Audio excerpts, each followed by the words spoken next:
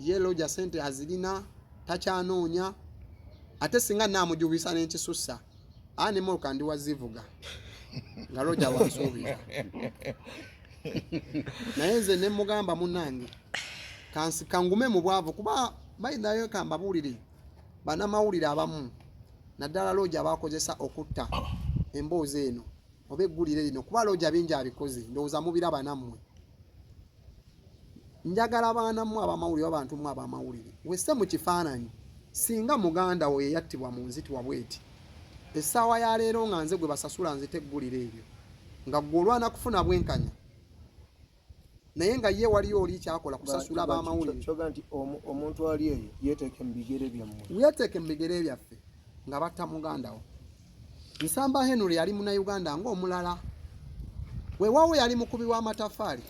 naye ate ayina abantu be yali abeezaawo era abaali bamwenyumiririzaamu so wakati nga tunoonya obwenkanya mbasaba tube kimu ebitongole by'okwerinda byo bigamba ki munnange bwe tugenda mu bitongole by'okwerinda nga bw'omanye Uganda tegwina fayiro gyeri yatambula naye nze nkugambye nalondola fayiro eno okuva ekatole yabwabwa ewa IA yagikola natwala n'omukisa n'entuulako ne IO eyakola fayiro eyo ne mubuuza naye afandiye wano tulaba omuntu ne bwaba abbye kasimu mumufiirako ne lwaki ono assa omuntu agambibwa kale bw'aba teyatta ne lwaki temumuyita oba temumukwata kajja tunnyonnyola eddala omulambo guno gwatuuka gutya okuba mu maka ge kubanga kale bw'aba agamba nti ye yali mubbi abeeko ekifaananyi kye batuleetera kuba agamba ye Spice bwe mba ndaba interview zakola agamba yali alumbiddwa omubbi oba omutemu naafuna eneetaasa gye yamwetaasaako naye buli munnayuganda gyali ayagala okumanya Nsamba Henry yayingira ate wa Spice Diana kuba tuli bantu bakulu wa Spice Diana mulaba we wafaanana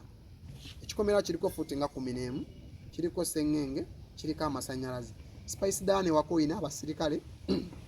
oyina ba bouncer oyina ba bodyguard oyina embwa oyina ba house girl oyina ba house boy oyina n'abakuyambako awaka Nsamba Henry bwe mwagala okwebuuza yayitawo okutuuka mu nju Spice Diana gy'ogamba nti yali azze kutta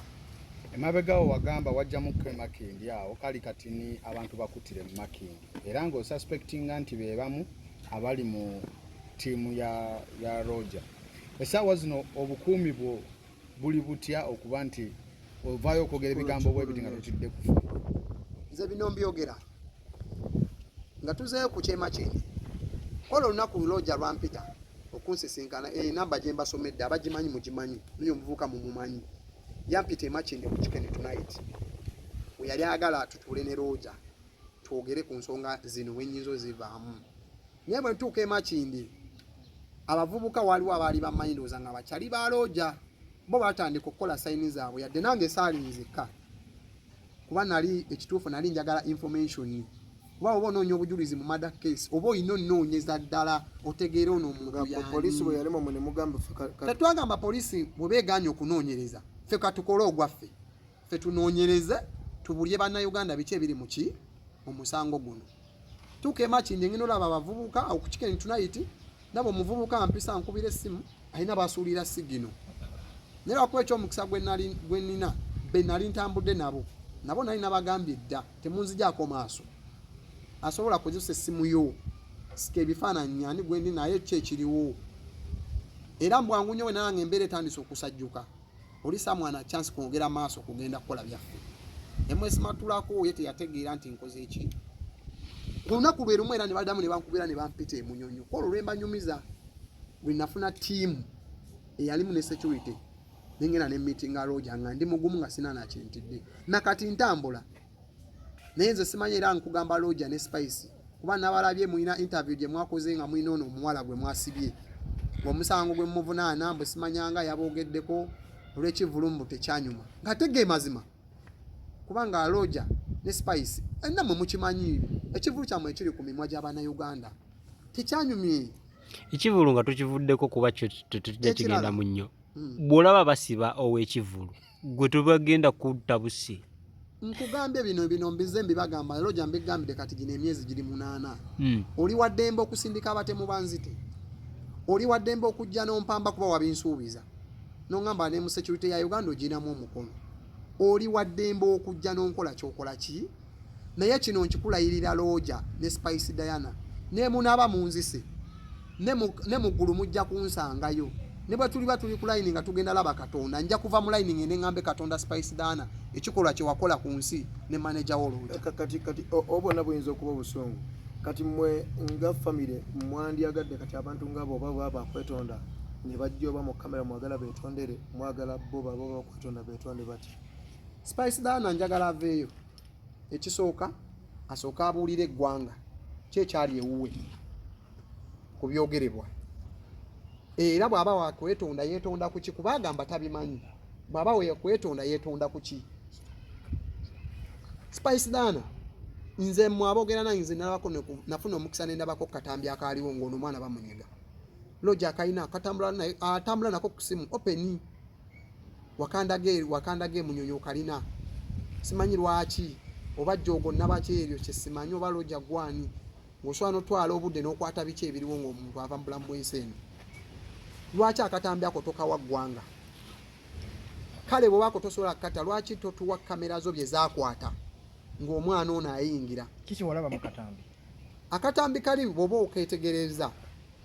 tekalaga nsamba enure ng'ayingira kikomera kya Spice Diana ate tekalaga ng'ava ku kkubo ng'ayingira wabula akatambi kali kakulaga nsamba enure yali mu ddiiro lya Spice Diana naye mu kuyingira nze mu ntegera yange bwe nalaba akatambi ako kyennyinza okukunnyonnyola gwoli waddembe okugjamu ekikyo nsamba enure waliyo omuntu eyali amuyise biri ebintu bibiri nsamba enure bw'abanga bali mu kufa kwe bayinza oba baali bamuseetinze nti oli yamuyita jangu bw'otuuka mu nnyumba mu ddiiro kwata mu lukuubo bwe buti naye mu lukuubo olwo waliwo ebisenge nze nkugamba kye nalaba waliwo ebiri ekisenge ekiri ekyengulu n'ekyemmanga naye nga nsamba enuri abutaabutana ndowooza nga yeebuuza watuufu ndagewa kamera awo weekoma okukwatanga mulamu naye bino nga atugibwa akubibwa afumitibwa ebiso tekubawo naye njagala okwebuuza bweba kamera yasobola okukwata ekyo omulambo mba mwagufuna mwagukebera nga gwafumitibwa fe okutuwa omulambo n'ebifaananyi mwenna abamawulire mba musobodde nja kubibawa omulambo guli gukulaga yafumitwa biso kuba gwalina ebituli alina ekiso wano bafumita gwe woosuubira awasobola okuva omusaayi mu sipiidi singa oba ogwetaazi emiswa nga bakulaga wano mubulago waliwo ebituli era abannamawendowooza abamu abagumu mwabula abaabita twagala okumanya nsamba enule omusaayi ogwamugibwamu guno bwe yafumitibwa gwalagawa ekyo kibuuzo nsamba enule bwe yali attibwa engoye ze mwaba kimutuusaako mwazitwalawa ye bannange obusungu omwakozesa ku nsamba nga bwali bungi kubanga Spice Diana olina babbawunsa mwali musobola okukwata omwana oyo singa yali mubbi ne mumutwala ku poliisi ebyo byonna nga bikoleddwa byonna nga obitegedde oyagala asibwe oyagala yeetonde oyagala ki guno omusango murder case kyemmanyi omuntu bozza omusango ogufaanana bwotyo bwe gutyo amateeka gaba galina okukolako kye galina okukola ki era amateeka tongera okusaba amateeka kuba nze sigirinamu buyinza eyo fayiro kuba eyo murder case muntu kutta muntu gavumenti yeyina otuwa ekisembayo Spice Diana oba eragira oba agenda eruzira oba agende mukomera ne manager we nga bwe batubuulira kiki ekyaliwo okay Uncle Bafana nga tumaliriza ensonga bifu ya Spice Diana ne Shiba oyinza gyogera Uncle Bafana ebigambo biwulidde atwagala okumanya ogenda muyamba otya era na what's the way forward nze ekimpezeza wano mu kamera kulaba muntu ng'ono nga yazirana oba kulaba abantu bano nga bazirana kubanga emboozi zaabwe zijjudde ku social media konna ku TV yinza okuba nga tezaayisibwa nnyo nga tebaziyisa ng'abantu bano bwe bandikoze eki bwe bandyagadde so nze of course baganda baganda ne bantuukira nga tugenda kwabya lumbe naye at least gwe watandika ne Roja okitegeera tuze gy'oli nga twagala otuyambeko oba gwe wabeera nayo yinza okuba nga gweomumanyiiko ebituufu twagala at least otuyisemu eddoboozi abantu baba nawulira eddoboozi lyo nga gwe omuyimbi basobola at least tunoonyezaako obwenkanya tutegere omwana waffe bwe yafa kuba bakola ki kugamba nti wabeerewo okubalansinga ng'omuntu yenna bw'anaakola ki so kwe kutegeezebwa nti balina olumbe lw'omwana oyo lugenda kwabizibwa ku lwa mukaaga so ne mbagamba bayitireko wano okitegeera tubeeko kituyinza okubayambako mu byetaagisa ku lumbe olwo. Abantu tebagambe nti Bafana ayingidde mu lutalo tali lulwo. Luno si lutalo era saagala muntu ali yalooze mu luno lutalo buno bwenkanya oba kale kuno kwagala abantu bafuna obwenkanya n'abantu abalina obuzibu ku bantu gamba abantu baleme kubeera eyo nga bo baloota birooto by'abantu balala buli lunaku so nga ate bandibadde ebirooto babikola ki babivaako abantu baba balina obukakafu nga abantu balina lwaki bo baba tebawulirizibwa. Uncle Bafana akigambibwa nti nno buli ayogera ku Roja either amukuba oba amutiisatiisa era waliwo ne promoter omu bamuyita Devicom yamukubye katoolo butalwase totidde Devicom simanyi lwaki kati abantu ngabo nti gundi akubye Roja aba yasobodde osiba omuwala oli olw'omugamba ekigambo bw'aba Devicom nga yamukubye ate kati yo promoter oyo alina eddoboozi ly'abanne ba promoter bangi nnyo abasobola okugonjoola ensonga ezo kyemmanyi omuntu yenna kati Devicom bamukubidde ki kwogera ku muyimbi nendowooza bwe kityo sibo kino kwasimanyi oba bokale tebakirengera naye bwe kiba nga kituufu nga omuntu bw'aba abogeddeko bamukuba kiba ate nakyo tekigenda balekera mirembe kubanga ensi bwetyo si bwekola ki si bweri ate mu kyo ekifaananyi ebintu bino byonna ebijja bibeera bajja bakola birimu ekifaananyi ky'omuyimbi waffe. That is the problem.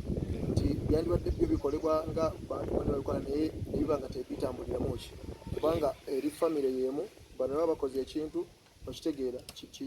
kiba kibakoseza wamu so nze ngamba nti bino byonna ebintu n'obutalandagana ki nabo bennyini baveeyo bagende bakole ki jeno kirabika okuba nti n'omuyimbi alabika okuba nti naye musabuzi oba mukubi akatambi kavaayo emabega nga amaze okusonyiwa liita dansa nga Shakira ayogera naye ku ssimu alaga nti naye yali asobola omukuba asobola omuwutula asobola omukola ekyakabi kyonna n'omuyimbi tugambe nti naye ali mu mbeera eyo kati bagamba oli agoyita naye nga bino abantu bannayuganda betwagala obbagamba si nti abo ba Roja b'amaanyi naye kwegamba kye bakola nabo bennyini tulinga abakola ki abababuulirirako okitegeera basobole okulowoozaamu kati nga bwe balabye nti basibye oli omwana bagenza omaliriza ngo audience yonna ebakyukidde ebagamba temusobola kukola kintu bwe kityo era bamaliriza banyize na Shiba naye nga kyavudde ku ki kwoyo omwana bamaliriza balaba Shiba alabika ate ye omwana oli gwe basibye alinga akirimu ennyo afuna obwenkanya alinga akirimu ennyo oza kuba avudde okukola ki ate Uncle Bafana kati ninyo bannayuganda bannange tubeere bantu bakulu bino ebintu bya Spice Dana bino bye mulaba ali mu kujja bantu ku mulamwa okuteekawo embeera mbu yataddewo beef ne Shiba bannayuganda mwena gye muli njagala mubeere bantu bakulu Spice Dana ne manager Roja muleke kusiriwaza ggwanga muleke kusiriwaza bannayuganda Spice Dana ne manager Roja kino mukikola bugenderevu okuteekawo olutwala mulwane ne Shiba ng'ate mukimanyi mwine eggulire lye mutta mwatta omuntu mwatta muganda waffe kino nze nkyogera si kirumamu amannya nze Simbwa Fred gwe oba onnoonya n'essimu yange ogirina Spice Dana nawe ekituufu okimanyi bwe mwagenda mu mateeka kati ninyo Uncle Bafana Spice Dana ekituufu nawe okimanyi Shiba tomusobola Shiba muyimbi gwoyimba ki nedda kati eyo tuyinza obutagendayo ku nsonga yo tuyinza obutagendayo ku nsonga yo eyo paati ndala tuli kwena ensonga kati nga ku mateeka tetwagala otuwe ku tteeka y'amateeka gano nti twagala ne tuwawaabira omuntu era ne tukizuula nti nno ne poliisi yakimanyako nti nno omuntu waffe yafiira wano naye netakikola ki kubanga nkimanyi kubabeera kuliko poliisi ffe omusango gwo nga kati kankumenyere office bwe gye ngenzeemu omusango gwo bukyagubaawo twatandikira katwe twaguwaaba ne tulaba CID natuwa AI akola ku fayiro eyo naye omusango guno okumanya gulina ekikyamu ekigulimu nze mbadde mmanyi omuntu bw'amala okuzza omusango nga bwe gutyo gwa murder case ai oba okola fayiro eno oli supposed gisindika mu kooti egihandling ewa state Antony kuba ye kooti era state gyatuula fayiro omwana yattibwa ennaku z'omwezi nga 3 ogw'omukaaga fayiro okuva ekatwa okugenda obugenzi emakindye mu kooti yatuuka mu gwa 8 okuva ogw'omukago tuuka ogw'omunaana kike ekyali wakati awo kye bali banoonya. Spice Dana mu ggwanga y'ataalimu, manager Roger mu ggwanga y'ataalimu, ate nga neyo yennyini fayiro okugenda mu kkooti. Twamala genda mu kkooti Makindi ne tuteekawo embeera mu kkooti ne tugiwandiika ne tugenda wa state ne tumugamba ensonga bweti ne bwe tulina fayiro twawabidde Spice Dana ne manager we mu nsonga y'okutta muganda waffe. Naye fayiro lwaki eremedde ku poliisi e Katwe. State n'atugamba fayiro tagiraba. N'atugana okuba ku poliisi n'abagamba bannange fayiro eriwa bweti ne bweti eriwa. Wakati mu kupapirira awo balina engeri gye babivuluga batusindika mugende wa Regional State Anthony naye nga ffe buli bwe batusindika tugendawo. Tugenda mu kkooti bagamba fayiro gyeri teriiyo. Ne batusindika ewa Regional State Anthony ne tutuukayo ng'era fayiro teriiyo. Ne nziruka ku CID edikooti ekibuli ne nkuba omulanga mbakulu ne mbagamba basebo tulina omusango ogutuniwe guti twaguwaaba twawabira Roger ne Spice Diana ku nsonga z'okuttira muganda waffe mu maka gaabwe. Ne fayiro eri wano kiki ekigigaanyi n'abakulu ne bagezaako okwagala obihandulinga naye ng'olaba wakati awo waliwo ekiriwo waliwo alwana fayiro yeekole ki efe. Ne tudduka ne tuddayo mu kkooti ne mpandika nze mwennyini ne mpandikira kkooti ne ngenda mu ofiisi y'omulamuzi ekyammalamu amaanyi era ekyankuba ewala. Natuuka mu kkooti bo bennyini bannaffe gye tuwaaba ne baŋŋamba bwe muba mwagala Spice akwatibwe ne manager Roger mudduke wa DPP yagenda okutuwa amagezi yajjo bawandikira ebbaluwa Spice Dana ne manager Roger bakwatibwe. Niwe muba temukoze ekyo awo mumala budde. Ne tukola ekintu kye kimu ekyatugambibwa ne tudduka paka ku Workers House tugende wa DPP ne batugamba amusoke wa Regional State Anthony. Ne tugenda wa Regional State Anthony tuteekayo complaints zaffe nga tubuuza Spice Diana ayogerwako. Tezo musango mugubaddeko nga mugugoba. Nkugambye tenulina lunaku nze na muto wange sister wange bamuyita Ketura ndoza mulaba abamulaba. Ye abudayo kimukwata mu Farisa agenda asule ku office ya DPP. Naye twebuuza omuntu gwe tuwabira mu ggwanga taliimu oba gwe twogerako taliimu. DPP ye mwamugwamu. DPP nga bw'obimanyi olina w'osooka kati batuleka wa Regional State Anthony. Regional State Anthony alina osooka ogufollowinga then alyoka agwani agwe madamu DPP madamu Abodo. Naye nze kyendi mu kugamba bannayuganda oba kyetwebuuza nze mbadde manye gye emisango gikola okunoonyerezebwa ng'abagambibwa okugizza bakwate. Naye tunaafuna tutya obujulizi oba tunanyuna tutya obujulizi nga betuwaabira tuli nabo bweru tutambula nabo ate tugenda maaso bagenda batuwuninga. Bassebo ne bannyabo ab'ebyokwerinda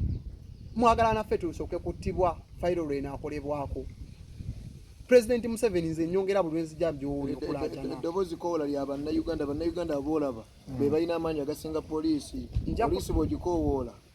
Uganda wange. Nja kulaajanira ebitongole bino. Olinamu akasente ng'ogikoola. Nja kulaajanira ebitongole bino. Bambi ekitongole ekikuumaddembe ekya poliisi. Temutunenya, temutumalamu maanyi. Mutuyambe mutukwatirire Roger ne Spice Dana. Mbwe muba mugamba nti tumuwaayiriza tetulina bujulizi. Mmwe mumukwate mumuteeke mu mboga. Ffe tubawo obujulizi bwe tulina. Bwe bunaabanga tebumukwata mumute. Ekitongole ekinoonyereza ky'emisango DPP's office bassebo ne bannyabo tutambudde katuli myezi 8. Abantu abogerebwako mu ggwanga tebaliimu. Lwaki tebakwatibwa? Ekitongole ekiramuzi bannange mutuyambe temutumalaamu maanyi tugamba nti mu Uganda omwavu takyawulirwa. Kuba Roger kalanze ebyomusango ne babikyali awo bwe babanga mulina obujulizi obulaganga era mwagezaako okukwatagana lwaki tebakkiriza ne bavaayo ne balaba bazadde b'omwana oba ne babaako kye babawa oba bazadde bayinza okugaana kye babawa naye ne bagamba tubasonyiye oba kivuddeko ne kibava ku mutima okitegeera n'omuntu gy'alinawo omula mirembe ne kibeera nti kuba abazadde be basobola okukakkanya n'omwoyo gw'omuntu okumulemera. Watya jeno nga tebaagala kikola publicly nga bwe babadde babayitanga nga bali mu meetings. Ate nakyo kikola ne baba tebaagala naye nga okitegeera kubanga ne banaagenda nga si public era bano kati tebajja kuddamu kulabika ku ki kugundi mu mbeera y'okunoonya obwenkanya. Okay, nga tumaliriza Uncle Bafana ogenda bayamba otya? Of course bagenda kwabya lumbe lwa mwana era nga bamanye Uganda nti babye nnyimbe. Eri bino byonna kwabya nnyimbe kiba kireeta abantu kulwabwe lumbe kujjukira muki muntu waabwe kujjukira nti tebamwerabiranga.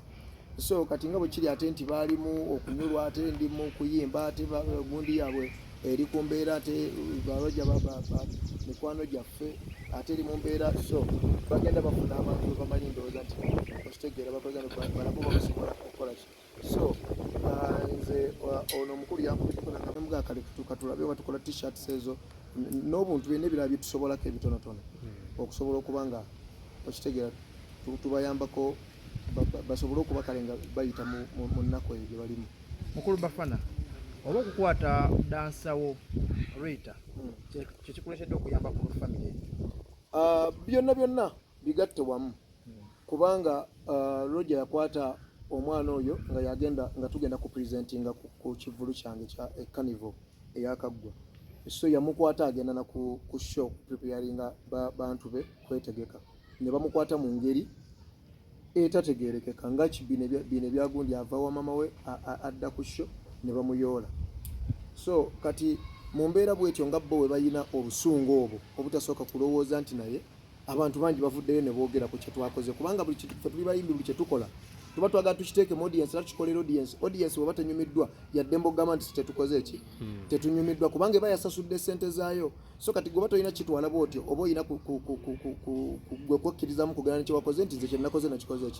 nakikoze naye ate va kugaa nti oli yafubutuka bbali aboogereko, oli baali mu nteesegana eyali okuba nga abakolera okitegeera, naye ndowooza n'asooka n'abasaba deposit bondoza nga omanyi oluusi okunyoomako abantu nze oli n'agamba nga tukwatira deposit noza ne bafuna abaki abalala. Kati bafuna abalala ono sho bwe yaggwa n'agamba kale nali mbategekedde okitegeera, nali mbategekedde nga sho bwe naggwa gwe ne mugamba kale singa ku sho yo waleese Bafana oba n'oleeta omuyimbi gundi yandibadde yaki yakabi. Oli naye gye nagamba nti kale ekintu kye nali mbategekedde kyali kigenda kubeera kyakabi era bannayisimanyi kwekuulira voice note ze basindikira oyo Rita ya Spice Diana neya Roger nga Roger agamba nti gwe Kirita tujja kukuba ojja kutusasula n'essente z'otamanyi muwendo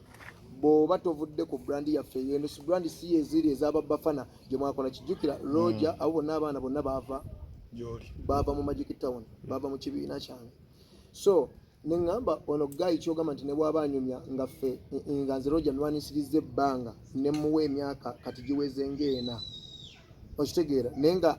ebbanga eryo nze ndimala kuba ndi muntu mugumiikiriza. Njagala kumanya omuntu atuuka ku kukola omuntu nga nze Roger byazza nkola byonna byankoze, omuntu atuuka ku eyo aye asasulwa atya? Gamba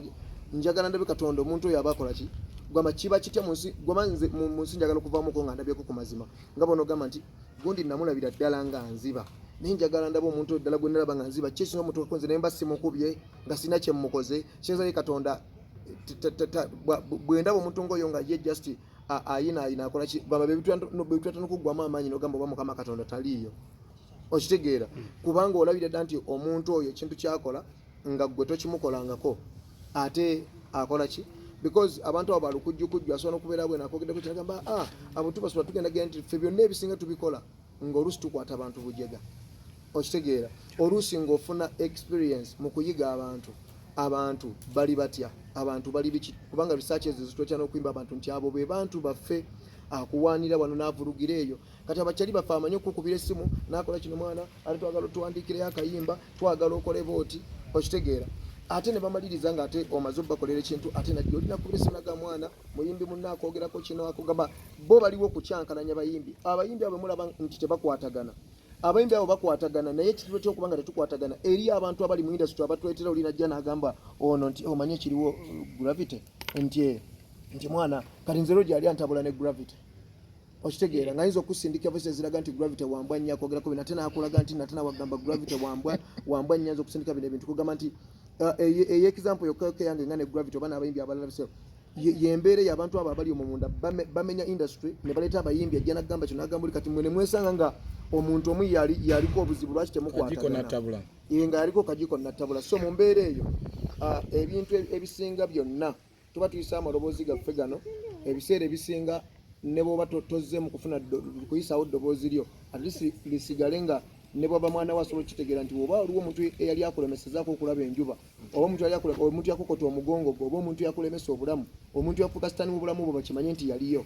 era byonna ebiba bikulemye okukola bakimanye nti nno tebyakulema bulemi kukola byakulema because waliwo omuntu eyali emabega w'okulemesebwako akulemesa okukola ki. Ng'era bw'olaba abantu bwe batuba wano okubaako kyokola okweyagalira mu Uganda olina kusooka ogifulumamu n'ogendako e Bulaaya naye bw'oba nga ogyeyagaliramu wano olina kuba ndooza ng'ova mu famire ziri ezikulembedde ezisooka okunyumira Uganda n'ogamba n'ekituufu ensi enyuma kuba ensi enyuma banyabo ne bassebo naye kyekyo kireetera abantu okubanga bonna banoonya bwenkanya nedda bannange tukoleko tuti oba mubyabufuzi oba mubyaki abantu babanoonya bwenkanya ate obwenkanya obwo bwinatuuka mu ggwanga lyaffe nga Uganda abantu ensi lwegendo nnyuma. Okay Bafana nga tumaliriza olumbe lwaddi era siibula ku bantu